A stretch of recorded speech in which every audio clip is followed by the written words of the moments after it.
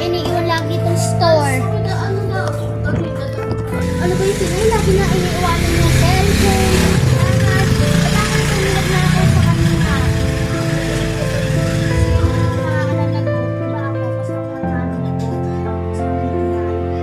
Pag na ako iniiwanan yung tindahan, bakit ko nangangaw? Pero yung maganda ko. Ako, cellphone naman ko.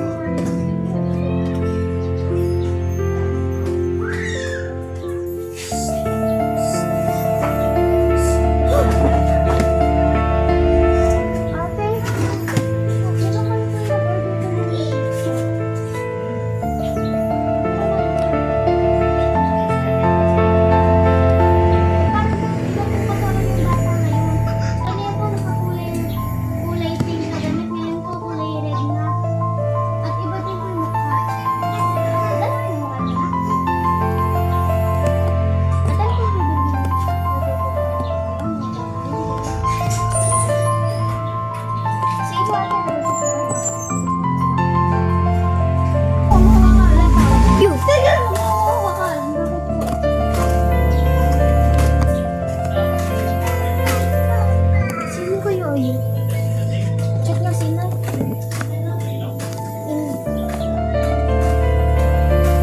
Inay! Sino kaya yun? Sino kaya yun? Tit!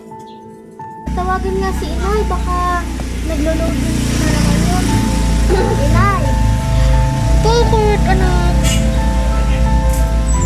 Kanina, mayroon ka bang inarkila dito sa bahay? Ganon, para may magbantay na tindahan natin? Wala akong tinatawag, di ba? Eh kasi, kanina, na nagsasalpon lang ako, na inayos ko ng tindahan, sa umpo ako. Tapos nabagtan sa likod, yung matandang babae yung kasamang baby. Parang customer namin yung kanina sa pizza. Pero nag-iba yung baby, at nag-iba yung ugali ng babae. Ha? Wala na akong bumibili dito sa store natin, ah. Nakita ko sa CCTV natin. Wala na akong bumibili. Wala din ako nakikitang may baby na dala. Sino po yung nagsabi sa akin na wag ko daw po siyang hawakan?